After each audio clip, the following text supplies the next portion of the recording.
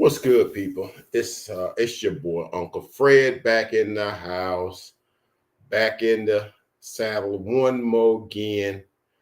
Uh, well, didn't really get a chance to get with y'all during the week to give you my perspectives on the game, but we'll give you my reaction to the game. Cowboys take it on the chin again, lose 28-25. Now the game was nowhere near as close as the score would indicate, but there is something to be said for, um, you know, fighting back, not, continuing to let yourself be beat down. And because somebody in the game had on a 28-3 jersey, they're talking about the Super Bowl because, Tom Brady was calling the game. And of course, we had it 28-6 in the third, with about 4 minutes to go in the third. And that's when we started kind of like making a move, started making some runs. But we're going to talk about that and some of the things I think is going on, what I think should happen right after this.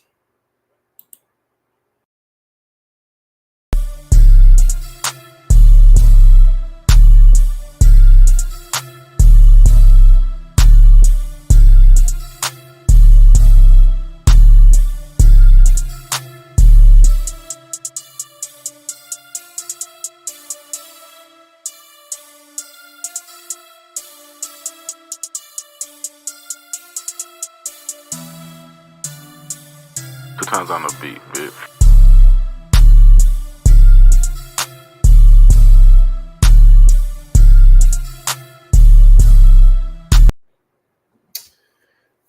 Once again, it's your boy Uncle Fred. Giving my little perspectives on the game. Not going to be here long, but if people come in and chat, want to talk with me, we can do that. But I'm just going to give you my perspectives on the game.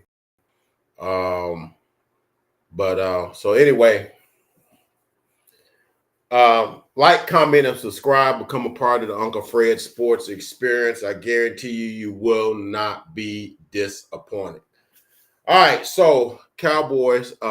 First of all, it's been a crazy week in the Cowboy world. Everybody made the vow. We gonna do some things different. Jordan Phillips got benched, got sent to IR, and then he blew the whistle on us, saying that he wasn't hurt, his wrist wasn't hurt, and all this kind of stuff. And then we go and get Carlos Watkins, another previously, I think 21. I think he was on our team on our defensive line. I don't know if he was able to play today. But they set Jordan Phillips down. Anyway, the game. So all those things took place. Then, of course, Jerry is in the 105.3. The fans saying, "I love that running back room. I love our running back room." And I'm sitting there like, that's just your arrogance saying that, because our running back room is the worst in the NFL by all metrics. But anywho, let's get on to the game itself. Of course, now we're playing the Baltimore Ravens. They're 0-3. They're coming in with all of this pressure because I don't think they've, ever since Harbaugh been, I don't think they've ever been 0-3. So they come in and lose a tough one to Kansas City by the smallest of margins, an inch on Isaiah Likely's toe. And then, of course, they lose a game that they were leading by like 7 or 8 points to the Raiders, who come back and win. And so they're 0-2. And so they come into, of course, we, win in Cleveland, 33-17. Really, it wasn't that close. We dominated defensively, did enough offensively. And then I tried to tell people that, look, man, it's this daggum New Orleans team is got some different, people that are pulling the triggers, calling the shots on the offense from the Shanahan tree. They scored 47 points in the first game. You might want to pay attention to the scouting report. You might want to watch some of that film. But, of course, they did not, because the very same play that they ran to I can't think of his first name, but his name is Rashid, number 22. I think it was like a 60-yard play on their game, 60 or 70. I can't remember what it was. It might have been 70. They ran the exact same play against us, and exactly like we never seen it before. And goes back to what I've been saying. That's going to get into what my whole rant's about today is that, I don't know what we do as an organization. I don't know what we do in terms of game planning. I don't know what processes we use, what we watch, what we go through, and all that stuff. I don't know what we do between Monday and Saturday. I have no idea the preparation process, okay? All I know is this. When I watched the Eagles on Monday night, their defense looked like trash, just like ours did in week 2. Although they didn't give up 40 points, but they did give up like a 90-yard drive in like 35, 40 seconds to win the game, right? And they gave up plays all throughout the game and whatnot when I thought they should have been able to stop them. So when they got the assignment that they were playing the Saints today, they understood the assignment. I didn't see hardly any of those outside zone runs that were successful, all right? And there was 2 things that prevalent in that game when I watched the Eagles play. I said, Vic Fangio understood his assignment, okay? They don't have no better personnel on defense than we do, but they have personnel in different positions than we do. So I'm watching the game, and really the game came down to 2 people, and they're at positions that we don't value. They are the defensive tackle position.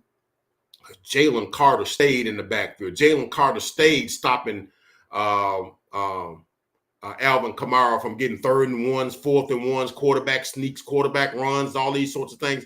He stayed busting up that stuff. And our guys that play those same position. Now, he's a premium draft pick, number 1 first-round draft pick, just like Jordan Davis was. So they went back-to-back years, premium picks, defensive tackles, big boys in the middle, okay?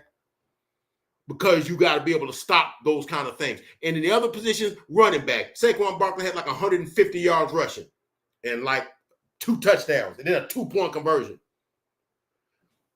These 2 positions, the Cowboys and their organizational arrogance feel as though those positions are interchangeable. You can just, they're irrelevant. You can just plug. So we plug randoms, never was, never has been, and never will be in those positions.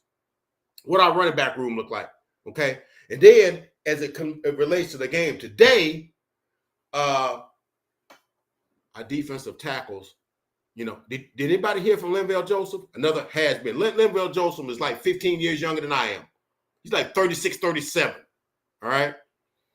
Of course, they got rid of Jordan Davis. I mean, Odigazua, I don't know what he did. I haven't heard this, didn't hear his name. I know Micah made a play or 2 here or there, and D-Law made some plays on the end. But our tackles, I don't know what they did. Look, Mozzie, every time I look up, Mozzie was getting pancaked. His big tail was getting slammed to the ground. And, I don't know what's going on with him. I'm not sure what's going on with him. Let me check something right quick. I'm not sure what's going on with him. And that I'm not sure if, with all the stuff with him having to lose weight, doing all this stuff to him, us trying to turn him into a pass rusher at 340 pounds and maybe dropping his weight down, trying to do whatever we was doing to him. Maybe that made him whatever. I don't know. But I'm not going to ever call anybody the word that rhymes with trust, that starts with a B. I'm not really ready to say that, but he's not been good. Okay. Let's just face it. For what we drafted him for, and he got drafted the same year Jalen Carter got drafted, they're not the same player. They're not doing the same thing. But we drafted him to do what Jalen Carter does. Hold that middle down, plug up the stuff where the linebackers can scrape and make plays, okay? And these defensive linemen cannot get off of blocks. They can't do anything. They stay fly paper to the guys that's blocking them and can't never and that's what they do. They stay and they just can't get off of blocks at all. Guys block them and they stay blocked, or they get wiped down, get blocked, get knocked down to the ground. So anyway, the game was turned by the defensive tackle position. Matt Tabuke, which is the guy on Baltimore, and of course, the other position was running back. Now, before the season started, we had an opportunity to acquire the services of one Derrick Henry. Okay, but as he spoke on I don't know if it was the Pat McAfee show, what show it was. He said they never called me. Now, we understand Derrick Henry trains in Dallas, bought a house in Dallas, got rid of that house or sold that house or rented it out, bought another house, is always training in there, hangs out in Dallas, lives in Dallas in the offseason. He's about 18 minutes away from the start. But he never got a call because Derrick Henry is probably a Hall of Fame running back, and he's probably going to want in essence of probably more than $6 million as a running back. And however old he is, 28, 29, somewhere in there, he's probably the same age as Zeke is. They got drafted the same year, right? But he didn't get a phone call. We opting instead to go get Zeke, keep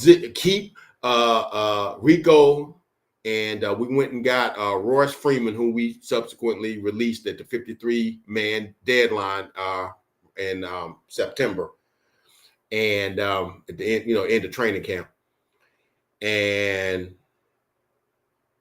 of course Deuce Vaughn. Now these are the running backs we go into camp with. We go into the war with this collection of running backs. Okay, so when this game went on display, this is what we're looking at: this collection of running backs, and this team has Derrick Henry. Now, of course, they also have Justice Hill, but that's a story for another day. Let me show you what the difference is. Well, let's get into the other stuff here. Cowboys lose 28-25. Now, ball got kicked off. Now, we have been saying most teams like to kick the ball off and not take the ball because they like to have that double dip at the end of the second quarter and to be able to get the second half kickoff. So sometimes you can score twice, which is exactly what the Baltimore Ravens. Right? We opted because we did that last week, and of course the New Orleans Saints go right down the field about like 6 plays, 38-yard pass to Olave, and they get down inside and run by Alvin Kamara, and it's 7-0 before you even sit down for your popcorn or drinks or hot dogs or whatever. Sorry, 7-0. So today, let's switch it up a little bit. Okay, we'll take the ball. Okay, and then of course the game was marred because we got I think we got a holding call on the kickoff return, and then which put us 10 yards behind where you were supposed to receive it at. And then we got 2 subsequent false starts, one on Brevin Spanford and one on Jake Ferguson. And which meant, I think we got a first down, then we got another, they weren't on the same set of downs, but they stalled the second set of downs. And so we ended up having to punt. Of course, they go like 5 plays, 77 yards, I think, 80 yards or whatever, and touchdown. And I think, all the second and third downs, we running it, we couldn't stop them, throwing the ball. I remember the tight end, and we'll get to this in a minute. Tight end I had never heard of, kind of blocked in line and then kept to the outside. Nobody went with him. He caught it, went down the field for 30 yards. And that led to a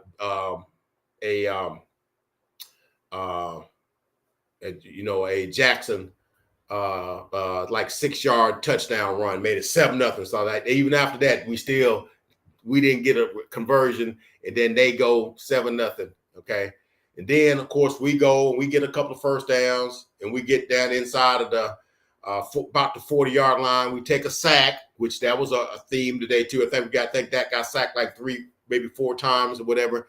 And we're gonna talk about the tackles positions and stuff like that. But we end up kicking like a 65-yard field goal. And so I'm thinking, everybody's fired up. I'm like, all right, we got a little mulligan on the first drive. And so on the very next drive, we got them to 3rd and 6. We got Kalen Carson on Nelson Aguilar on an out pattern comes, makes the tackle, or maybe not quite, and allows Aguilar to scoot down the sideline for like 50 yards down inside the 10-yard line. Of course, then we get I want to say it was I don't know if it was a Derrick Henry run, but it made it 14-3, which was the same what it was last game at the end of the first quarter, 14-3. All right.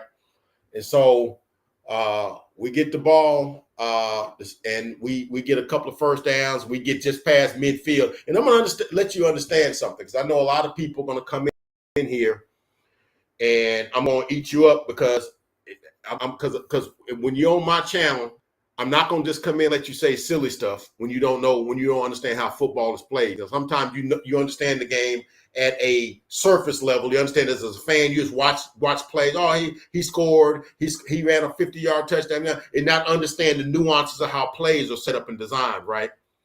So anyway, once we got in certain looks, we weren't able to protect. And then it's going to go back to,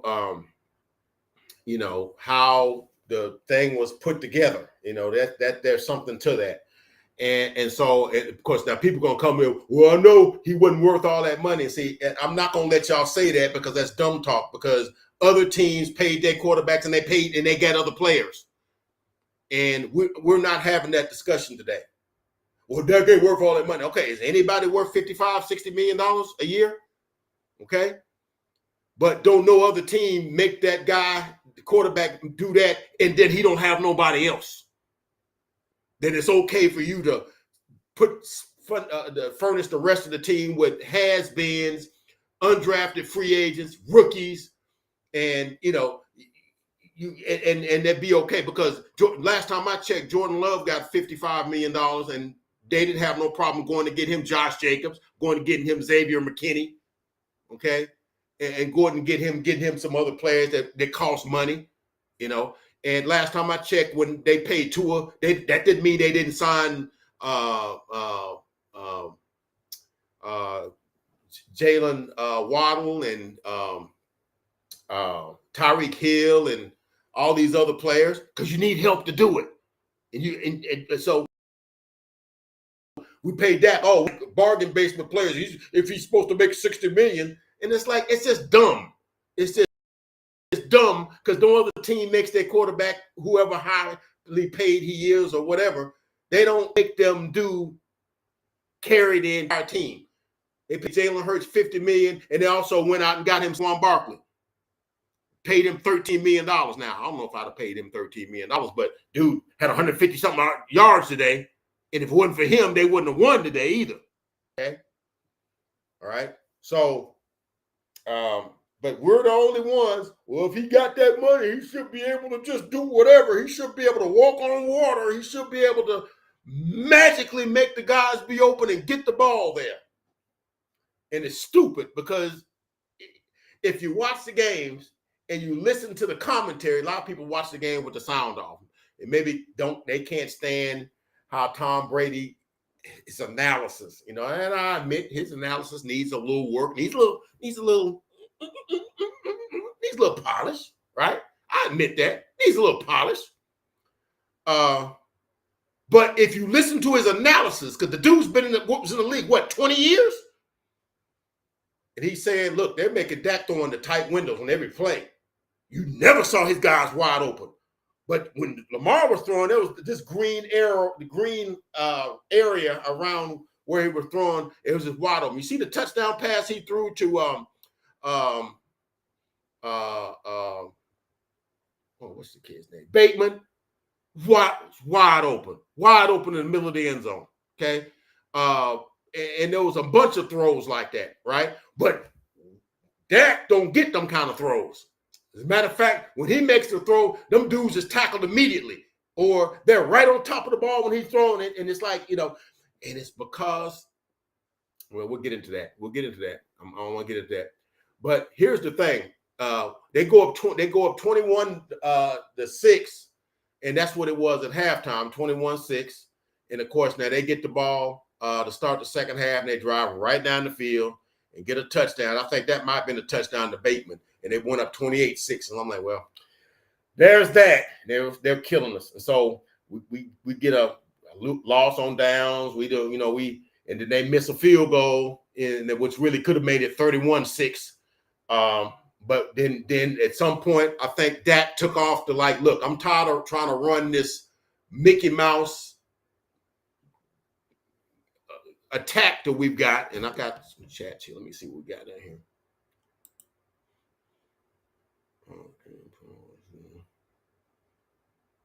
Holy shit, finally caught you. Oh, Crip! Man, I've been in and out, Crip. I've been in and out, man. I've been in and out. I haven't been able to make videos like I've been wanting to. But glad to have you on. But anywho, I saw some stuff, and then so we went up 28-6, and then of course that took off the cape. But look, the gimmicky nonsense offense. I don't know what Mike McCarthy's running. Don't nothing have no motion. Don't nothing have no extra nothing. It's just random like vanilla stuff. And it's just interesting to me because I feel as though that's a reason why when we run up against offenses that do that, we have problems with it because our team don't run them either. So who are they practicing against? They're practicing against vanilla offenses that don't do a whole lot of motion, don't do a lot of shifting, don't do a lot of misdirection, don't do a lot of window dressing, don't do a lot of because we have problems on defense with teams that do a lot of moving parts, a lot of guys moving and stuff, a lot of guys moving in different directions and stuff. It's like we get confused. We don't know who we're supposed to cover. We don't know which guy's hot, which guy's we don't know. So we'll leave a guy wide open in the middle of the field, and he's and so because we don't run offenses, nothing like that. What are they practicing against? So I don't know, man. And it could be the Mike Zimmer thing needs some time to gel. We got a bunch of young players on our D, and I got an issue with that too. I'm gonna tell you about that too as we get going. But that looked like he took off the look, man. I'm not fixing to try to pretend that I'm gonna try to run the ball or set up this and do all this and set up that. Look, we're not getting anything on the running game. And so when I talk about the running game, if you watched the New Orleans game last week, and if you listen to what the commentators are telling you, the football people are telling you, and not just looking at it as, with the sound off, they were telling you that they were stopping our running game with 4 people, which meaning they're dropping 7 in a zone, which meaning when you send your 3 receivers out on any given route tree, they're covered by 7. So, and I'm just saying, now you might have some time, but you gotta dial that through a keyhole to get, because almost everybody is double covered because you don't match the number, because you shouldn't be able to stop a running game with 4 guys on the 4 down linemen. You shouldn't be able to stop a running game. You should be able to, because at many times in the game last week, Dak was checking the runs. And they were getting 3.5, 4 yards. I'm like, oh, that's worth it. To get they're 2nd and 6. That's still a passing down. If you're blocking with 5 and they're coming with 4, you should get 15 on that. Because how that's supposed to work, just supposed to run them out of that. But because our scheme is poor and our running back room is mediocre at best, you can't. So you're always going to be throwing into tight windows. So whatever. So we end up going down 28-6. And so Dak was like, look, we're throwing every down.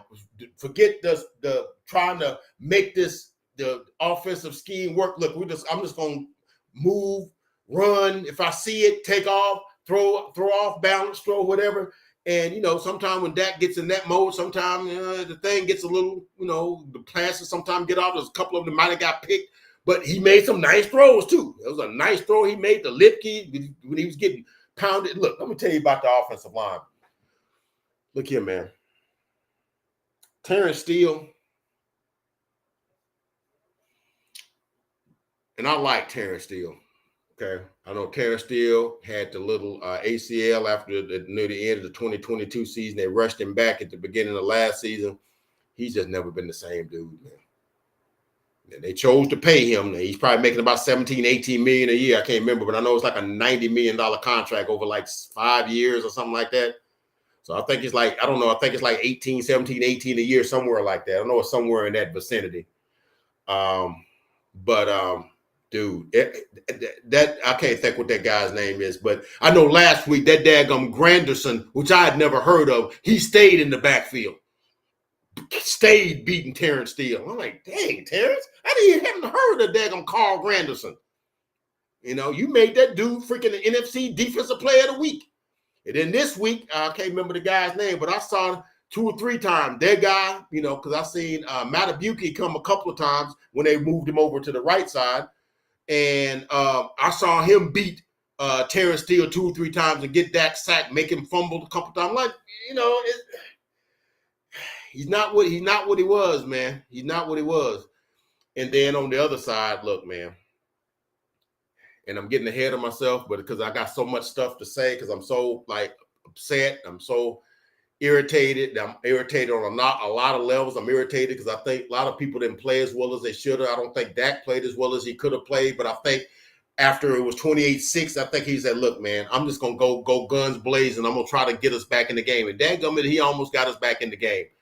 You know, but he's throwing it every time. I think he ended up throwing it, 51 times?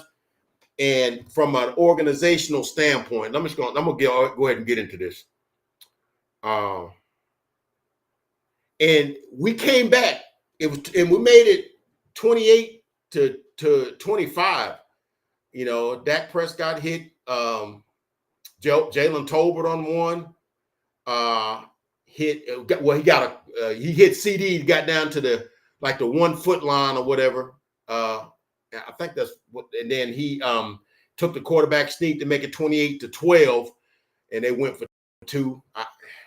I didn't like the play. I'm gonna tell you the play I like. That's the play that they ran to Detroit, not to Detroit, but in the Green Bay game that we got beat in or whatever. But right before halftime, they ran that. It's sort of like a double. It's like a triple option play where you fake it to the running back, and then you fake like you're running it, and you throw it to Jake Ferguson. That play is almost unstoppable because you got 3 layers that you can go with. And they went with a rollout pass, and it was short of the goal line. I didn't like the play call. You know, I ain't like that play call because I saw that play, and I'm like, man, that play works because it's hard to stop because you got 3. It's a 3-way go, right? But go back and watch that playoff game because it was the touchdown we scored right before halftime, if I'm not mistaken. And it was like a 3-way go. He play faked it, and he could have ran with it. And so they had to make them come up, and he just tossed it to Jake Ferguson behind the defense. Because if they stayed back on Ferguson, he just run it into the end zone. And if they bite on the thing, he just handed it to the running back. So you got a 3-way go there. That's the play. That play is almost unstoppable from 2 yards away. But of course, we're going to run some crazy stuff. So then we get kicking onside kick, and I'll be daggum if we get it because you got to announce that you're going to kick onside kick now with this new dynamic kickoff or whatever the heck they call this mess now. You know, that's really a bunch of nothing. Everybody sit in place so the guy catches the ball and then he still gets 5 yards. They kick it in the end zone and it gets out to the 30, and it's the same thing. But whatever. Guess they have to say they're doing something new. But anyway, we get the thing back, and Dak goes down, and he hits Jalen Tolbert in the end zone. And of course, we go for 2 again. And, of course, it's 28-18. Now, had we gone for singles on both of them, then it's 28-20. Just saying, I'm being armchair quarterback. I'm being Monday morning quarterback. I'm doing all that, you know, if you just – because I don't believe you do that until you have to. You know, and so, you know, and it's like, well, you don't know if you're going to score again. If you don't score again, it don't matter. You know, you go with what you got. But they elected to go for 2 on both times and didn't get them neither times. I think that last one, he was starting to run with it, and then nobody was open. And then by the time he was about to run out of time, CD got open in the back quarter of the end zone. And, of course, now, in the first half, I didn't get on this, but CD Lamb starting to disappoint me, man. Because he's starting to become my petulant child. Because we saw evidence of that in the Green Bay game when he wasn't getting the ball or whatever. Look, CD, you caught 135 passes last year for like 1,700 yards. You were like, you know, one of the best offensive players in the league, caught 12 touchdown passes. Do you not think that when teams see what we're rolling out there, that they're not going to bracket cover you? You got guys behind you, guys in front of you, guys to the left of you, whatever. We can't, Dak tried to force one to you last week and got it intercepted we know that when Dak throws interceptions, you guys never let him hit in. They're like, no, I'm going to take good care of the football, even though a couple. But every quarterback has passes that should have got picked. I think Lamar had one that should have got picked today, even though he only threw like 2 or 3 incomplete passes. And so we hit Turpin in the back of the end zone. That was a beautiful pass too. He kind of kisses in between the safety and he just throws it to that back corner shoulder there, and it just nestles right in there. And like I said, that made it 28-18, and we didn't get the 2 point. And so we kick it off, and it's like 7 minutes to go in the game. They get a couple of first downs, and they have to punt. And we get the ball back again, and and I think go to Turpin. Second touchdown we went to Tober. Tober got his first touchdown of the season, so that was good. So that cut it to 28-25. All right, 28-25. Right, and it's like 4 minutes left in the game. And now I think they get we kind of could have stopped them. Because I'm like, okay, we get a stop there. There's no doubt in my mind if we get a stop that we're going to move in the field goal range. Because we ain't got to get but past midfield, okay? Aubrey's kicking that thing because one of them kicks he made was 65 freaking yards today, all right? One of the bright spots for today. Brandon Aubrey made every kick. He's made every kick he's made this year. Made one from 61, was that 66, but it was not whatever. And so we just punted and went to Hail Mary in the first game. And of course, he's got several 50 this, 52, 51, whatever. And then today he kicked a 65-yard field goal. And so I know had we got to stop, and I like the way we started to kind of like get a little bit into them and stopped them on first and second down, creating a 3rd and 5. And if you'd have seen me, I'm jumping up in the house. I'm screaming at the top of my lungs like, come on, got one stop, got one stop, one stop, one stop. And Trayvon Diggs lets Flowers gets inside of him to the right sideline for a 7-yard catch and a first down.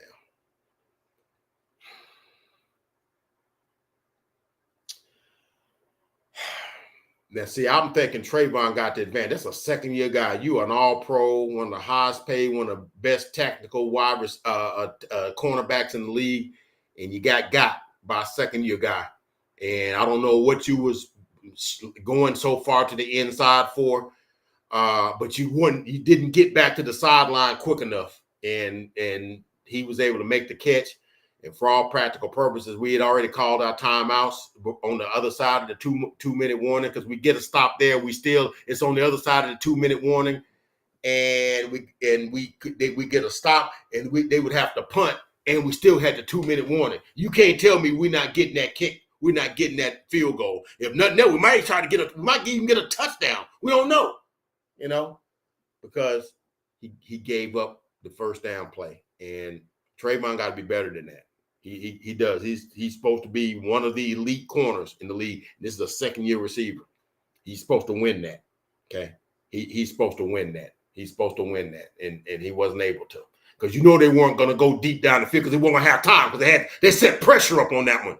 Zimmer finally dialed up one because we were never really able to get into a pressure situation because what they was doing on 3rd and longs, they was running the ball and getting the first downs. I remember he ran a sprint draw for the quarterback and got a 3rd and 6. We weren't able to stop nobody on none of that, man. We weren't able to do it. So here's the thing. So we lost 28-25 after falling behind 28-6. Now the question I have is like, did the finish that does it cosmetically cover up our inadequacies in other areas that cause us to be in the deficit in the first place? Namely, and see, I just can't stand how people never see the Joneses, how they manage the teams, hand in any of this. Oh, they don't play. Yeah, but they'll tell you who's on. They sign who's on the team. Okay, because when the season ended last year, it was obvious we're weak at the defensive tackle position. And some other positions. Okay, so what was said at the owners meeting? We'll be all in. And then we come to find out we're all in on this draft, all in on these young players. Okay, all in on our current players, getting them paid. But we ain't gonna pay them when we should pay them. Now, see, had they paid them when they should have paid them, which would have been like in the off season, because you end up paying them what you end up paying them anyway. It ain't like you got no deal. You ain't got no bargain. You paid them the same thing you were in March that you paid them in September, in August and September. You paid them the same thing. And the thing is, had you paid them earlier, you would have got that nearly $30 million of salary cap money that we got now that we ain't got nobody to spend it on, because unless you get more has-beens and never was's. If you're doing this in March and April, there's still free agents you could have got. Heck, you could have got Danielle Hunter, a guy that can run Zimmer's system. Because I know people are really bad on Zimmer right there, but Zimmer is running. Look at what they're asking Zimmer to run with. Look at the defensive tackles we running out there. And look, I drunk the Kool-Aid. I ain't gonna lie. I thought Jordan Phillips was going to be a dude because I saw how he played against us. I saw how he played when he played with Buffalo against Philly last year and how he played against us when we played them last year. I saw that. That dude was a menace at 6'6", 340. He was a menace, right? But every time I saw him in the Saints game, he was laying on his back like a beetle, okay? And he just went. Linval Joseph, dude's like 360 pounds. But I can't tell because he never made a play, okay? Because they're old. So these are the guys we picking. So, yeah, Zimmer got some of the guys, but you're asking him to make a quality meal with you're upset that the ingredients this don't taste like how it's supposed to taste. Well, got me using like Great Value. No offense to Great Value. If you get Great Value, you get Great Value. I'm not saying that. I'm just saying that, that's not like, some of the, better brands or whatever, but I'm just saying, getting Carlos Watkins is not getting like Danielle Hunter. It's not like getting DJ Reader. It's not getting like any of those dudes. Okay. It's not like it. It ain't even like getting what's my boy's name that played at Arkansas that we lost to the Commanders. Now I think he played for the Saints now. John Ridgeway. He ain't even John Ridgeway. Them dudes ain't even them dudes. These just random guys, just warm bodies. They can fog a mirror and stand up there and they be 350 pounds, 330 pounds and can't do nothing. And so these are the guys because we didn't pay our guys since we paid them anyway. Okay. So had you paid them in March, then that same salary cap savings that you got by, spreading them deals out, we'd have had that money in March and April, and we would have had better players to utilize on those. Okay. Instead, you did it. What Dak gets out? 30 minutes before kickoff in September, game 1, and at the end of training camp for CD, and they signed for the same money they was talking about in March, the exact same money. So why'd you stretch it out? What advantage did you get by stretching it out, other than to get the newspaper cycle going and getting us stirred up in the fan base? Oh, they ain't worth all that money. I'm like, see, that's how the Joneses get the fans turned against their own players. That whole card play right there is how that happens. But nobody seems to see that. They just see, oh, he's overpaid. I'm like, everybody's overpaid. If we want to look at it from a practical sense, everybody's overpaid, right? But who would you want get the money? So it's okay for it's terrible if Dak Prescott gets $58-60 million, but it's okay for Jerry Jones to charge $20 for a Coke. Or charge the people watching the training camp footage, from the training camp practice sessions. $250 a day. You ain't got no problem with that, you know. So I never be mad with players getting their money when you're never mad about the owners getting their money, you know, or overcharging or charging you $50 to park your car. Come on, man. Come on, man. You know, I never begrudge players for getting it because they play what the market pays. You know. Now if you were up for a raise at your job and they were paying you $40 an hour, which is, I mean, man, where I live, that's a good amount of money to make. You know, I'm sure somebody would look at you and be like, man, why he making pay for it? You like, mind your business. That's me making my money, and I'm, you know, hey, I done all kind of stuff to make this money.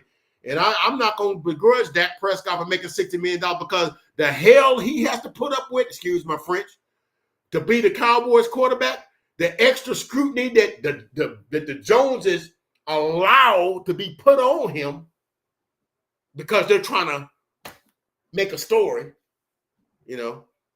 Now, you know, what do you mean by that? I mean, because you remember after the 2022 season when Dak had that, you know, kind of bad game against the 49ers when the defense played well, what did we lose? 22-16 or 17 or so, 23-16 or 22 19-12. That's what it was.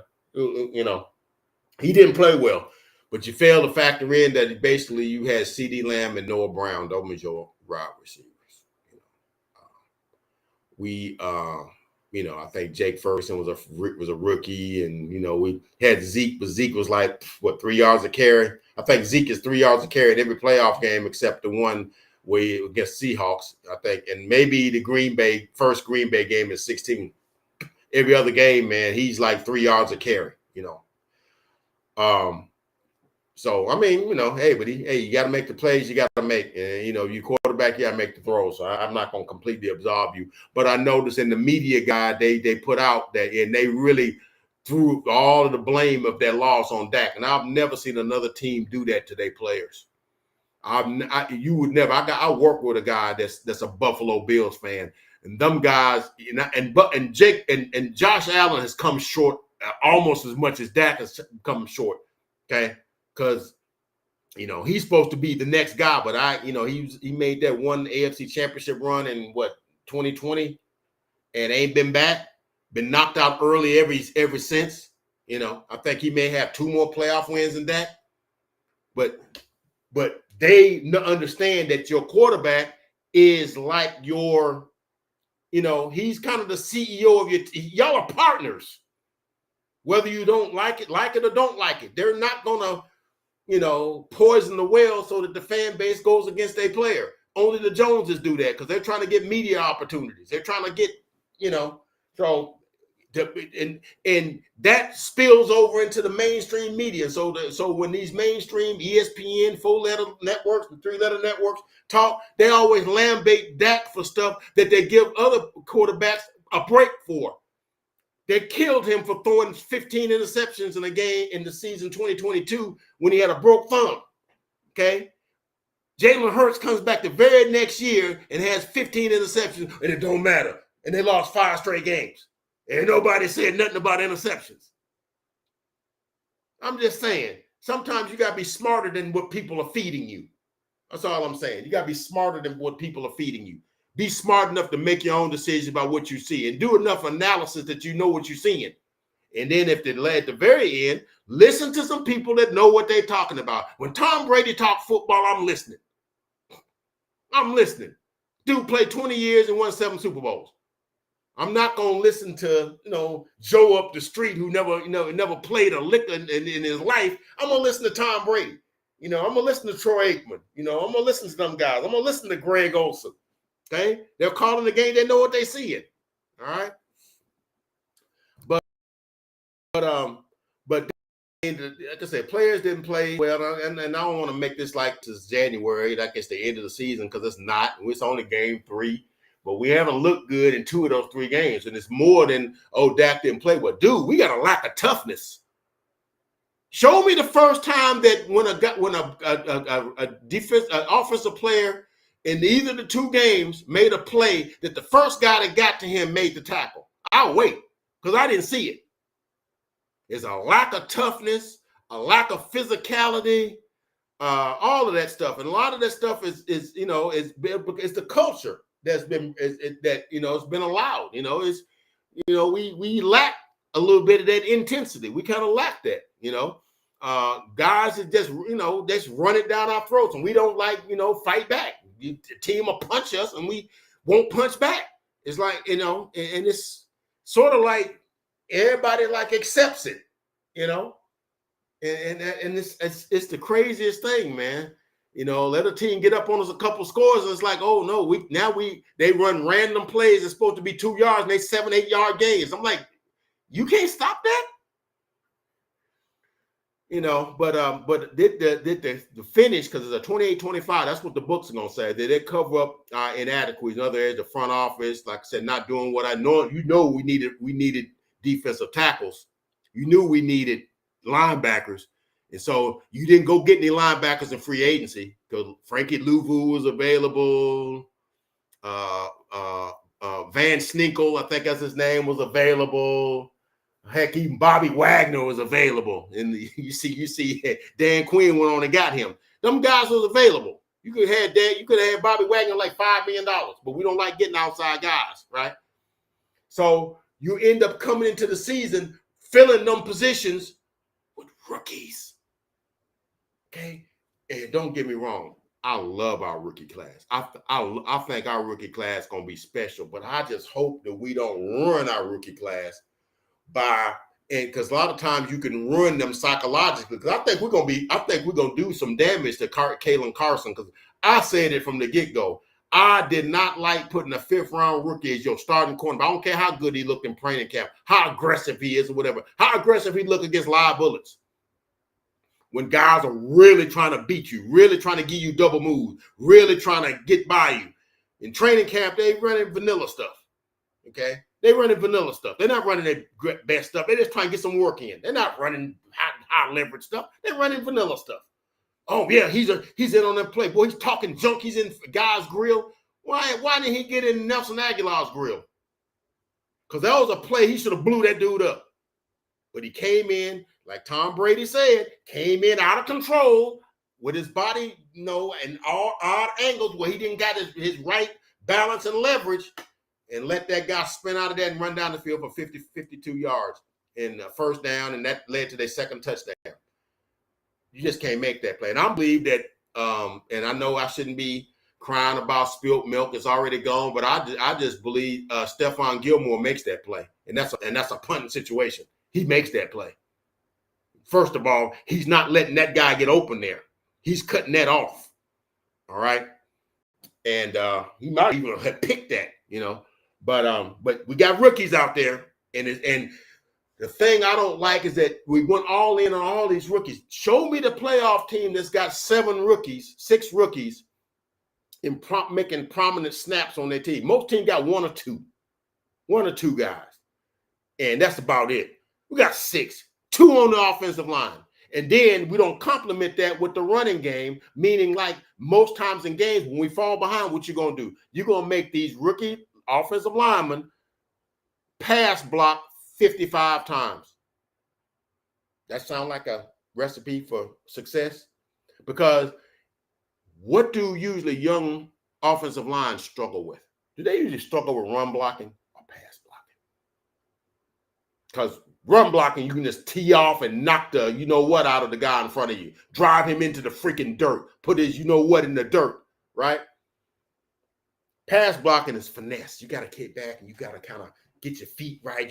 Your leverage and balance got to be right. You got to stand for it's such a finesse thing. You got to take them blows and whatnot. And if you make one wrong move, you lean just a little bit too far to the inside, like Tyler Guyton did too many times, and let that guy get the inside. Net Matabuki get to the inside move on him and got in Dak's face, caused him to fumble once and sack him a couple of times. He's a rookie, right? And I think Tyler Guyton is going to be a great player.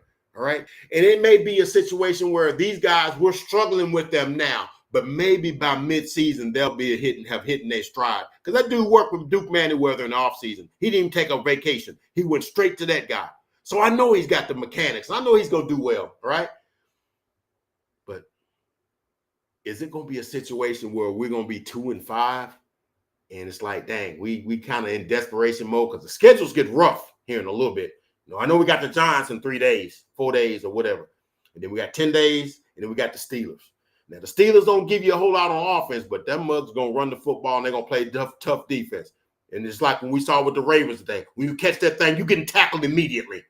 Okay? And the windows are going to be tight, okay? And they'll probably feel like we can stop their run with 4 or 5 and then have 6 or 7 in pass coverage. I mean, more tight window throws. And until we figure out what we're going to do in that running back room, teams are going to continue to play that to us, okay? It's a copycat league. If a team sees that they can stop you doing a certain thing, it's a copy and paste. It's like, okay, we're going to do the same thing. We're going to do the same thing. We're going to do the same thing. We're going to do the same thing, okay? Until you find a way to stop it. And Jerry saying that our running back room is good, I think at the very least, you should at least give, okay, we done tried the Deuce Vaughn thing. I like Deuce Vaughn. We done tried that. Either we don't know how to use him or he's just not special enough to work in the system we got going right now. So maybe change his position out for the 46 that's available for game time situations and bring in Dalvin Cook. And let's just see what he got, okay? Let's just see what he got. If nothing else, and then after that, do we make a trade? Do we make a trade and go get a Sanders, a Miles Sanders, or somebody like that? Go get us a guy. Because we got to have a guy, okay? Because having Dak throw it 50 some odd times is going to lead to interceptions. It's going to lead to more holding calls. How many holding calls did Tyler Guyton have today too? Okay. Tyler Smith had a holding call today. He didn't have a great game today either. I saw him on the ground a couple times. He didn't have a great game today either, but I believe he'll bounce back. But a lot of this is organizational because you didn't put in position. You didn't go get the guys you knew we needed. You went the cheap route, and you got cheap route. You get cheap results. Okay, and like I said, you look when I watched the Eagles today. They spent premium draft capital on a defensive tackle. We went the cheap route, and we got what we got. Them guys were stuffing the Saints running game. I don't think Kamara had more yards, maybe. What he run against us for? 120? Okay. Derrick Henry, a guy we didn't want, we didn't bust a phone call to. 25 carries, 151 yards, and 2 touchdowns. And every time they showed Jerry up in the press box, he just looked dumber and dumber. Dumber and dumber. How does that bargain look? For $3 extra million, you could have had Derrick Henry, and maybe our running game would be better with the offensive lineman we got running with a Derrick Henry, and then have maybe a Rico as a change of pace back. We could have did that, but no, no, and I get getting Zeke for leadership and that sort of thing. I get that, but he can't be your running back one. He just can't be. And I'm not knocking him, whatever, I'm not knocking him, right? But he can't be running back one. He just can't. He can't be running back one. Just can't. That's just organizational mismanagement. I don't care. I know we love to blame players, team building, all of that, and the coaching. The coaching is just, I'm just going to say this.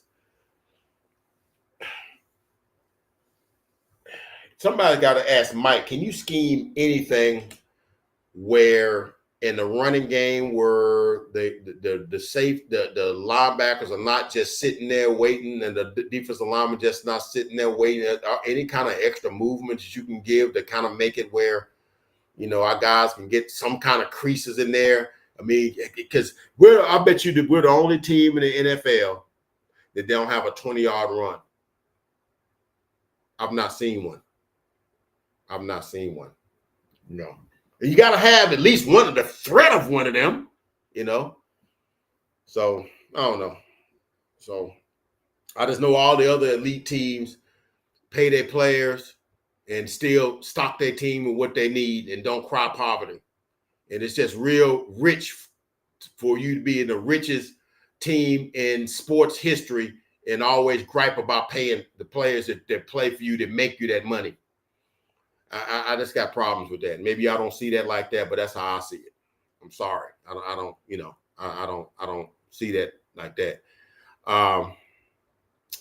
But I will say this on a positive note. Now, I mean, I'm not gonna do it about to close the video. I'm gonna look at your comments here in just a minute. I don't do moral victories.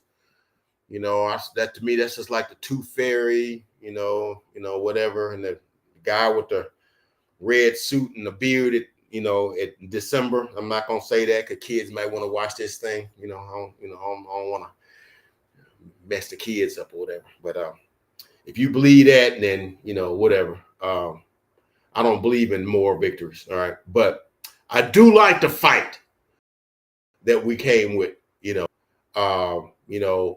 Up here there, maybe we could have had the same 34-28 or 34-31, 20, or whatever 7 points would have been from 20. What was 7? 32-24, 32-28.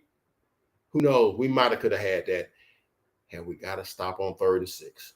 Don't know. And maybe that would have maybe perfumed the pig that we had and all the goofy stuff that we did early in the game that caused us to be down 28-6. But didn't the Patriots do a lot of goofy things to let the Falcons go up 28-3? Like Tom Brady throwing a pick 6 in the beginning of the 3rd quarter, and just letting the Falcons go up and down the field, kind of like what we did. But that's why they play 60 minutes. And, had we elected to just go, to the wall earlier, maybe we could have, I don't know. You can always play that what if game.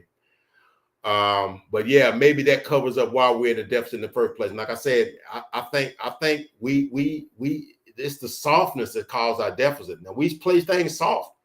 We're soft, man. And then maybe, I hate to say that about my team, but we kind of play soft. And I don't know how you fix that. I don't. I don't know how you fix it. I don't. It's the softness that caused because we're not forceful. We're not aggressive. We're not in guys' face. We're not, I'm like, shoot, I'm even take a personal foul, knocking a guy to the ground penalty. At some point, I would do that, every now and then, just to let you know, hey, I ain't about that, But it's what it is. Now I know we got a break. We got a couple of breaks in the game, allowed it to be close to. We got a questionable roughing the passer call, but I thought we got hosed too on that play where CD got manhandling the end zone, and they called that weak-tailed holding call on. I think that was on Tyler. Was it Tyler Smith? Who was that holding call on? It was on somebody. It was Brevin Spanford.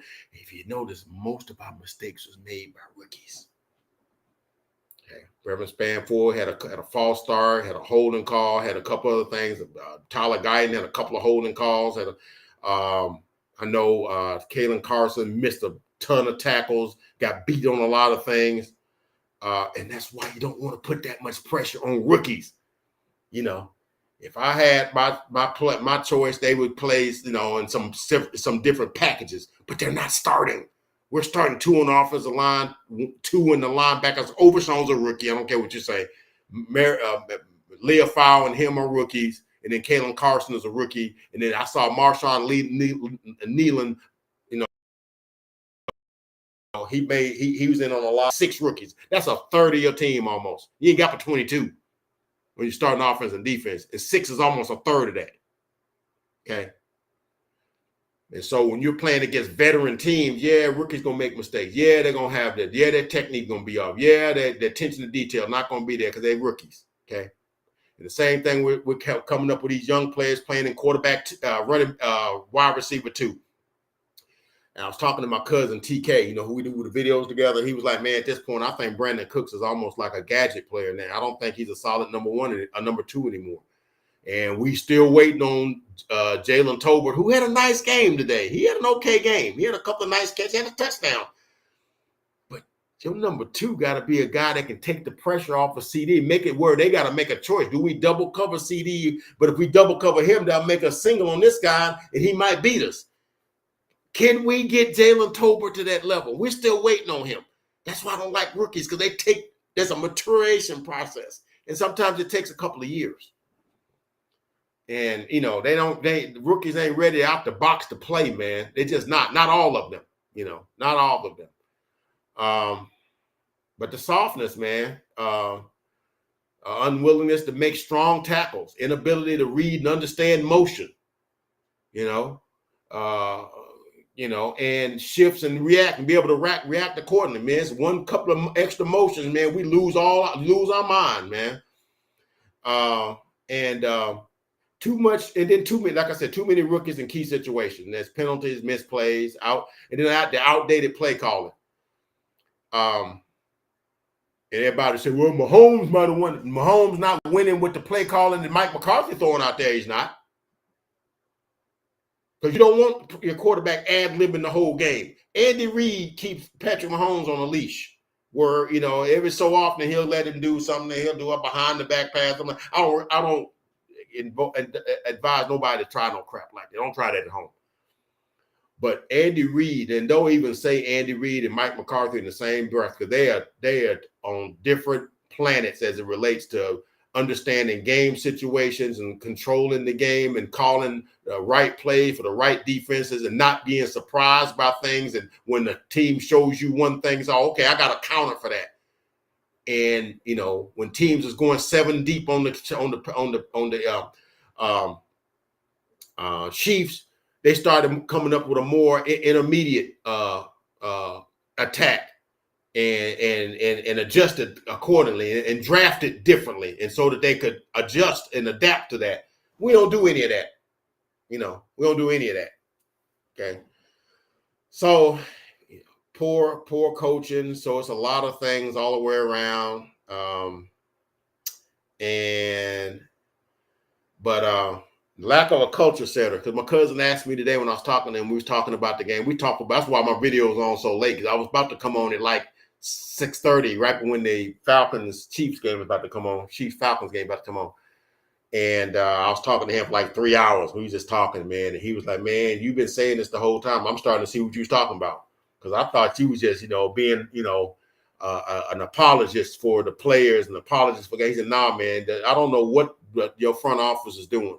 If you was going to pay Dak all along, why didn't you do this earlier? If you was going to just make him play out his contract and make him earn it, he said, it's fine. But then, go get some help. Because, but then if you if you was going to pay him anyway, then you should have did it earlier so you could have went and got players. You didn't do neither thing. So what did the advantage that you get? So, so we need a culture setter. That's what he was saying. Is there a guy on your team that sets the tone? He said, Micah not that dude. I don't know what he is, because Micah rolls his eyes too much. He does too much. They ain't like me. He does too much of that, And I'm not trying to pile on Micah, but you got to start looking at those kind of things when teams aren't winning. There are reasons for that, And do you have a tone setter? A guy that no, I'm not letting this happen today. Somebody on defense to do it. Somebody that's like when somebody comes over in their middle, like clobbering them, and he sets the tone and gets everybody fired up.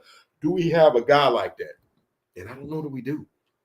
Maybe at some point D-Law was like that, but D-Law is not. I don't know. I don't know if he's like that anymore. I don't know who that is. I don't know who that guy would be, but because that helps you that helps you have an identity. I don't know. But anyhow, physicality, lack of a culture setter. Dak was a little off early, but man, middle of the third quarter, the end of the game, dude, he was warrior. I don't care if y'all don't like him. No, he didn't get it done. Dude, if you think maybe if he'd have got the ball back, maybe he'd have did something. We should have got it early. And of course, maybe. But if you listen to Tom, and I was listening to Tom, he said, man, all of the windows are tight. All of the windows are, it's like this amount of space you got to fit that into. So that means every throw got to be right on point. Ain't no throw can be behind. No throw can be low. No throw can be high, because it could pick or it'll be off. And it's third down, fourth down, you got to punt. So some points you got to create some kind of offense where you get open throws, open lanes, open things to run in, You're not trudging uphill on every play. But he gave us a chance. Whether you like Dak or not, he gave us a chance to win that, because about 5:30 today, man, I was like, man, get rid of everybody. Ain't nobody playing well. We can't stop nobody. But then Dak took the cape and said, look, I'm just going to make plays. I don't give a daggum about the scheme. I'm just going to make plays. But you can't run a whole game like that because you're going to wear your young offensive line out doing that because he had to throw it 54 times. That's not ideal. It's just not. So what does that leave us? We got the Giants in 4 days, and we got the Steelers in like 10 days after that. We better get it together, man. Or we're gonna be looking at 1-4, 1-5, 2-5, 2-6, or something, looking at it straight in the face. And you're not gonna like my videos then, because I'm shooting everybody on sight, not literally, but nobody's getting a break, because nobody's getting a break. He fell asleep at 28-6. Well, you missed a good.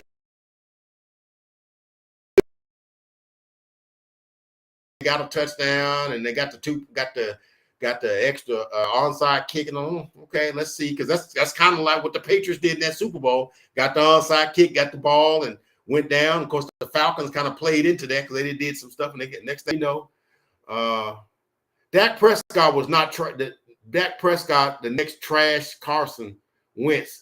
That guy out of Dallas, he played like trash. He didn't play like trash, dude. He gave us a chance. Okay. And like I said, unless you don't know your football, Cowboys, National, Lakers, I'm going to educate you. Listen to what Tom Brady's telling you. He's throwing in the tight windows every throw. No quarterback is having to do that. I watched Jalen Hurts today. Most of his throws is wide open because they can run the football. And they got guys that's making a lot of money, so I don't want to hear he's making too much money. So don't just say, we're not going to come in and say Dak was trash and that's be an opinion. I'm not going to let you do that. I ain't going to let you do that. You're going to have an intelligent comment to me, or I'm coming at you. You're going to have an intelligent comment. That's not an intelligent comment. Sorry, I got to talk at you like that, but if it wasn't for Dak, we'd have got beat 55-6. We had a chance. And we would have had the defense I don't know, maybe stop somebody, made somebody punt. Can't just say Dak was trash.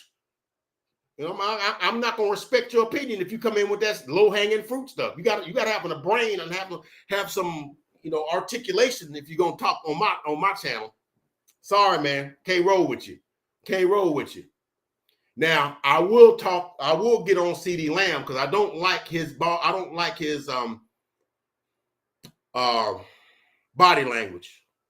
I'm not liking it. They paid you. Dude, they're bracketing you. Sometimes you're not going to get the ball. Sometimes the coverage dictates you don't get the ball. And I'm not going to want that to force the ball to you just so you can get your touches. That's diva mentality. And I'm hoping we're not going down that road. I don't know, man. I don't know. I don't know, Crip. I don't know. I got a lot of questions, man. There's a lot of questions got to get answered, my man. Yeah, he's dropping balls, man. And I don't even know if I mentioned that fumble in the second quarter, because we had got down inside the red zone, and then got a holding call. I want to say it was Tyler Smith that had the holding call. Backed us up to the 19. And Dak hit him with a dagger, got him down inside the 10, and he fumbled the ball because he's holding the ball like this. And we lost. And I'm like, dude, we are not playing nowhere near good enough to waste a red zone opportunity. At least we could have got 3 out of that. It'd have been 14-6. And then, he was sulking. Dude, I'm not liking that, man. I'm not liking that. I'm not liking that at all. I think that's got to be addressed. But the thing I don't like, we could have had Derrick Henry. Yes, Willie T, you're correct. I hate to be all expressive like that, but you were right. I'm just not getting to these daggum chats. We could have had Derrick Henry, right? I mean, and he might have took less money to come to Dallas. You know why? Ain't no tax in Texas. I bet you he paying a whole lump of tax in Maryland. Anybody ever tried to live in Maryland? I guarantee you that $8 million would spend just like $6 million here. And well, not here, but in Dallas. And since he lives in Dallas, that's so convenient. Anybody would have took that, and he put it on display today. What that might have looked like had he came to Dallas, but it didn't happen. So he made Jerry eat it. He basically took Jerry's face and just mushed it in the ground on that 151-yard day. So I don't know. Yeah, the Deuce Vaughn thing. Look, man, I want to like Deuce Vaughn. That's a great story. He's a good little player. But I don't know that either we got to do something different with him or we got to not play him. Because him running these inside plays at 5'5" and 175, why would you run him inside and run Zeke on sweeps? I don't get it, man. I don't get it. Zeke had like what 6 carries for like 5 yards or something like that. Shoot, I'll tell you, he's right here, man. I got the stats right here, man. Shoot, don't set me down. I'm finna get off of here, man, because I like talking with you guys though, man. But sometimes that makes me feel better when I get to talk to folks. Yeah, he wasn't even Zeke wasn't even our second leading rusher. Our second leading rusher was Dak Prescott, 2 rushes for 7 yards. Zeke Elliott had 3 carries for 6 yards. Deuce Vaughn had 2 carries for 5 yards. Cavante Turpin 1 carry for 1 yard. And that play he got nailed by what's that kid's name that came from Notre Dame? And I don't know who was supposed to have blocked him, but he's not supposed to come get a clean shot on him. Just like the play in New Orleans where Cooks had the little shovel pass or whatever, and the cornerback got free to come and tackle him, and the receiver didn't block him. Those are toughness things. Those are attention to detail. Those are intensity things. That guy just let the guy play off of him and win it. But when our wide receivers off on defense, our cornerbacks ain't making that tackle. You know, sorry, man. I gotta call it like I see it. But yeah, Cavante Turpin had 1 carry for 1 yard, got nailed too. Jake Ferguson, 6 catches, 95 yards. I mean, he's playing hurt. He had a false start earlier, but he played well down the stretch. And it's probably going to take him a game or two to get his legs back, having coming off that knee sprain. CeeDee Lamb, even with his sulking, had 4 for 67. He was 4 for 90 last week. Cavante Turpin had 3 for 51 and a touch. That's a nice game for him. Jalen Tolbert, 3 for 42 and a touch. It's a nice game for him. He was 6 for 90, 6 for 82 last week, which is pretty good. I mean, he's coming along. Hudson Olipke had a nice catch, 2 for 41. He had I think he had like that 19, 20-yard catch late in the game where Dak was under duress. That was a nice catch by me. I'd like to use him more in the running game in terms of like blocking and maybe some things, throwing it to him out the backfield and let him just blast people when he gets ahead of steam. That's a big dude, man.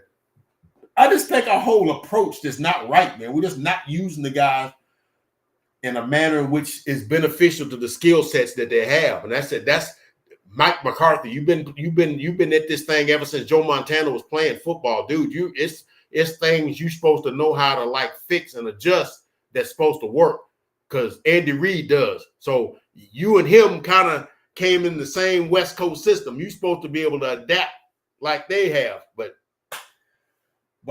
anywho, man, Kalen Carson did have 6 tackles, but he probably missed 3 or 4 others.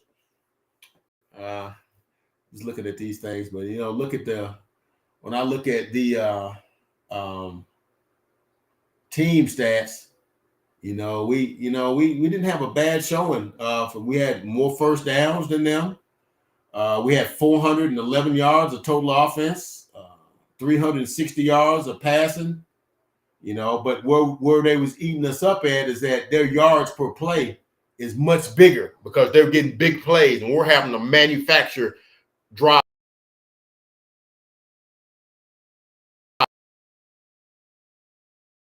Play 91 yards. The Saints had like 12 plays and 175 yards or 200 yards because they got big plays. because guys ain't making tackles. But when we make a play, they tackle immediately. It's a 6-yard gain. We got to manufacture that and get 4 more yards, get the first down, and get the chains moving. We can't get nothing down the field. We can't get nothing open up down the field, right?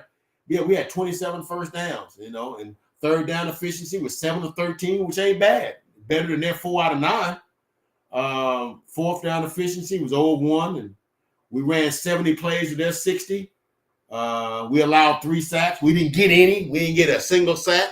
So after them 6 sacks we had in game 1, we got 1 since then. We got 1 sack for 1 yard on Derek Carr. Didn't get a single sack today.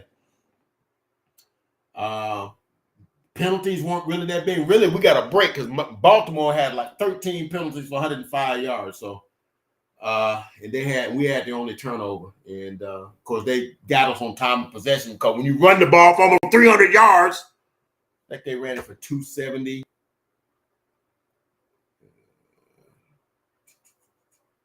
274 yards rushing. 190 last week, 270. That's 400 yards rushing in 2 games. You're not winning. I don't care who your quarterback is. Listen to me, people. I don't care. I don't know. Will we make the play? I don't know, Crypt Keeper. I don't know. I don't know. I can't tell you. I can't tell you that. Oh, yeah. Number one problem is the ownership. It definitely is. It definitely is the ownership.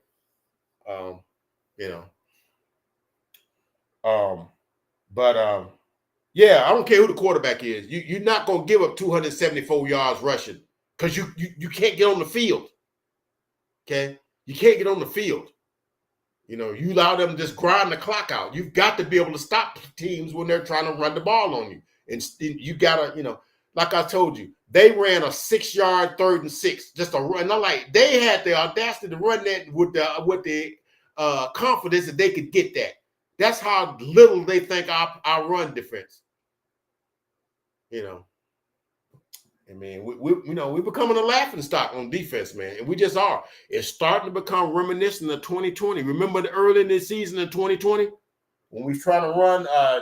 What's the guy's name? Nolan, Mike Nolan's defense. Remember we was trying to run that? This very reminiscent of how guys were just running open, wasn't nobody covering. Guys were just open. Nobody was tackling. Nobody was doing anything. This starting to look very reminiscent of that, So.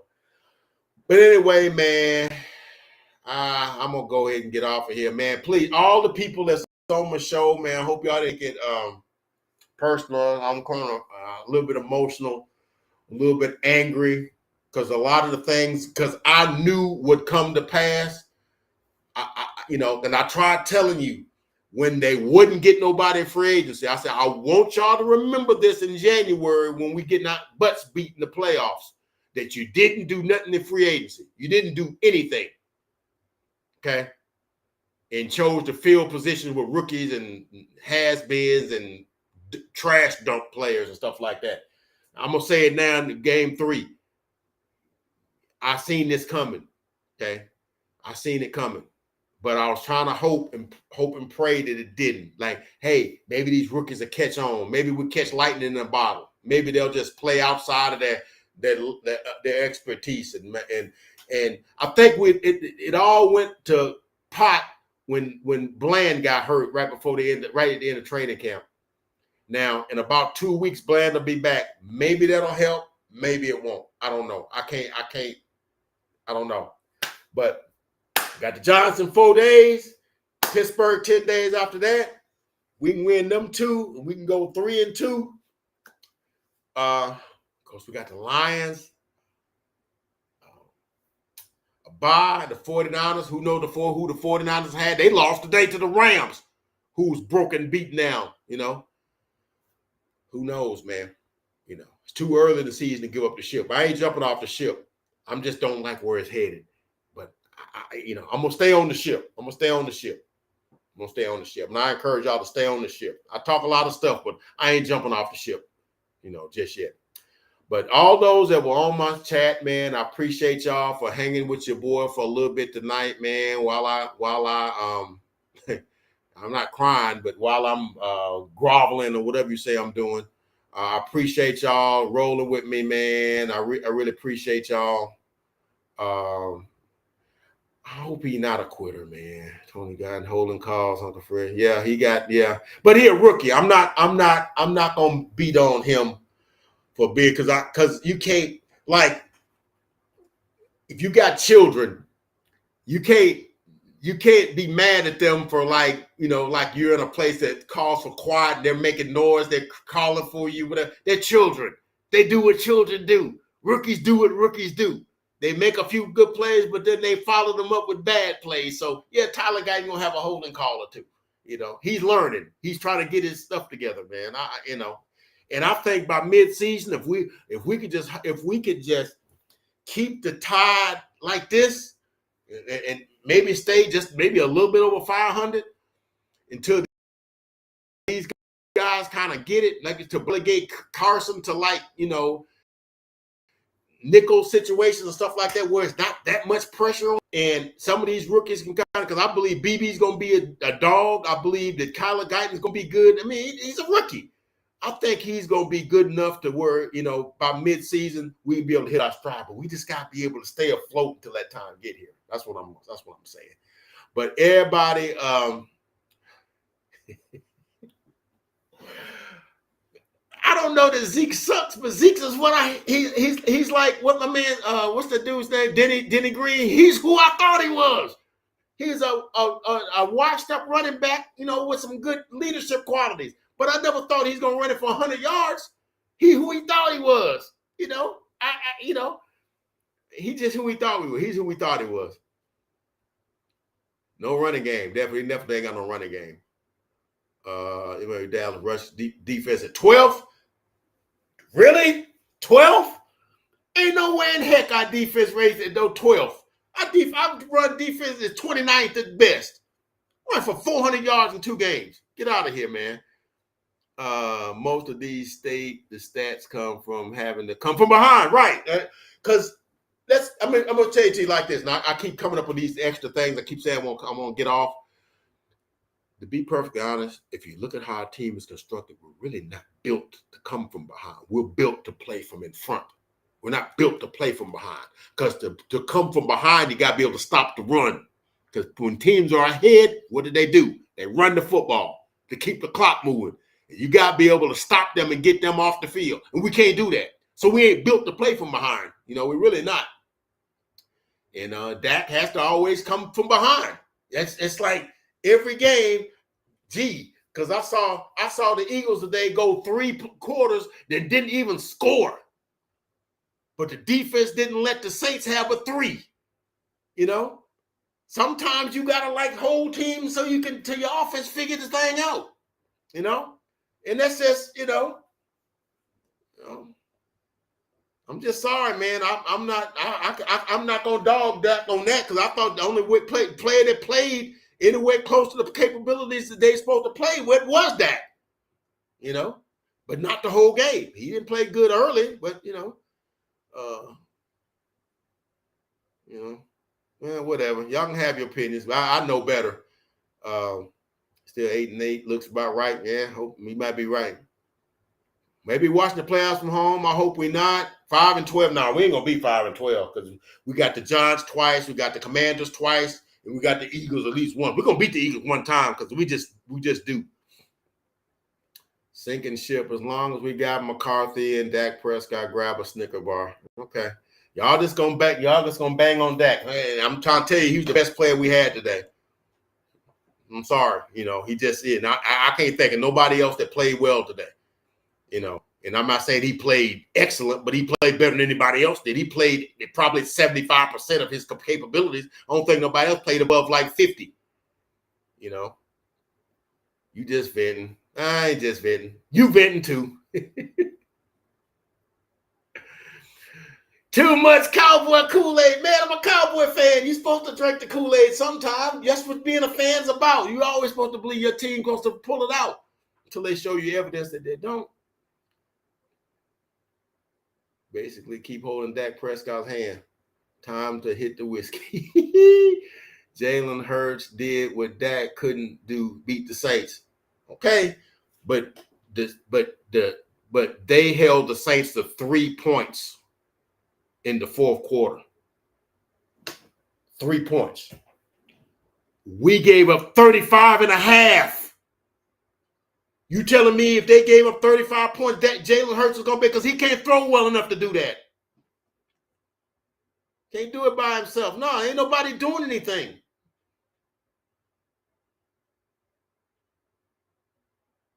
What did Jalen Hurts give his defense to work with? I saw a pick early. I saw a fumble early, but his defense kept him in the game. Dak didn't turn the ball over one time today. And every time he looked up, they was getting steamrolled down the field. What did Dak? Jalen Hurts is not better than Dak Prescott. I don't care what if you say that, you don't know football. He's not, because he could not be asked to do what Dak Prescott's asked to do. He's never going to be able to throw into a 7-man window with 4 guys rushing, because they'll never rush with 4 because they can run the foot. Dak's not a runner. So, no, they would never do that. He would never be in the box that Dak's have to play with. Padded stats, okay. All I know, if we had gotten the stop on 3rd and 6, it would have been just like the Super Bowl that Tom Brady won. It'd have been the same thing. Got to stop, got the ball, we could have scored, and it's the same thing. And nobody cares all the crap that happened in the early part of the game if you can tie the game up. Nobody cares. Nobody cares. It would have been a win. Nobody cares. A win deodorizes everything. We would have had a win. So no, we're gonna fight on the Dak is trash thing, because it's a low hanging ESPN Fox Sports narrative. Those people don't watch film. They just read headlines. They don't watch film. If you want to know how these guys play, watch some Will Skywalker Still in the morning. He'll be on about 8 o'clock on YouTube. Watch you some Vosh Lombardi in the morning. Watch you some Lando Sports. Watch some of that instead of watching the ESPN, because I stopped watching them a year and a half ago. Stopped watching them. I've not seen ESPN segment in like 2 years, because they talk narrative. I don't do that. Okay, Jerry has been hitting the Cowboy Kool-Aid too long with his free agent options. I don't know what Jerry Jones is doing. Jerry Jones he's just trying to make money, man. No, I really don't see him winning the division. I don't see that at all.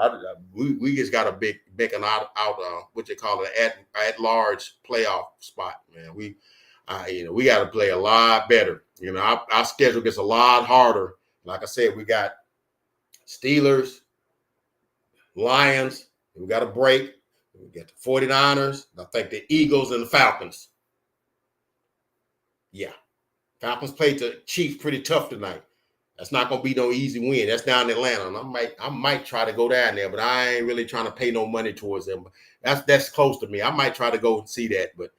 But if we start playing well, I might go see them. If we what is that, like that 8th game? If we're like 4-4, I might try to go down there and see that, just to go. And go take out a loan or something.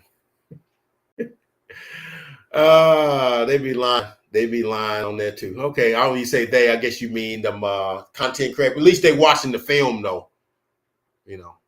See, the people that sit there and watch and dissect film, and I'm not talking about from the broadcast view. I'm talking about from the all 22 view, where you can see all the players at one time and see where everybody's supposed to be. You can't see that stuff from the broadcast view, and that's what the fans are usually subject to. That's why I say you can't really go by some of that stuff. Sometimes when you see in the game, Dak checking the ball and then wait these 5-yard passes. If you look down the field, these guys is double covered. So what do you want to do? So yeah, you check it down, because that's maybe the guy can break a tackle. So that's why when you look at all of those views, you can see what their players are really looking at. But anyway, man, I want everybody that's on the chat today, I wish, if you will, please hit that like button, please. And so that the algorithms let somebody else know, there's some Cowboy content over here, and I'll try to keep it real. I'll try to give you my opinion. I'll try to back it up with facts. I'm not gonna just say Cowboys win. Cowboys are the greatest thing since sliced bread. I'll tell you where they be messing up at. So let other folks know. But hit that like button, share it with some folks. Tell folks Uncle Fred kind of an okay dude, man. He all right, say that, and it's okay, Um, so anyway, man, that's all I got for tonight, man. I'm gonna go to bed, and tomorrow's a new day. Sun gonna rise tomorrow, and you know, we'll thank God for everything we have, and be able to do what we normally do, and live our lives, and go do what we do, and it's gonna be all right. And then it's gonna be another game next week or Thursday night, and we'll be right back. I might come back maybe Tuesday, and it's kind of like, sometimes after a bad loss, and I don't know if this is a bad loss, it was just a disappointing loss because I thought we had chances to win it late, but it's always good to sleep on it a couple of nights, then maybe sometimes you have a different perspective, rather, because it's raw right now. It's raw right now, man, because it just happened a few hours ago. I'm raw. I'm raw right now. So maybe after a night's sleep and maybe something to drink, maybe. Don't tell nobody about that. Maybe maybe I'll have some different perspective. You know what I'm talking about?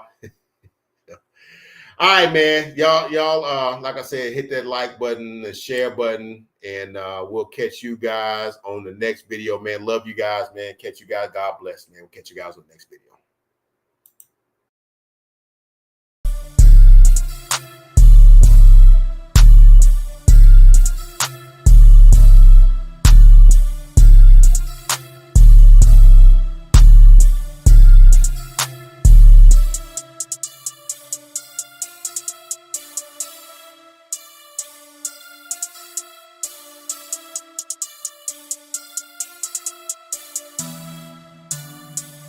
Two times on the beat, bitch.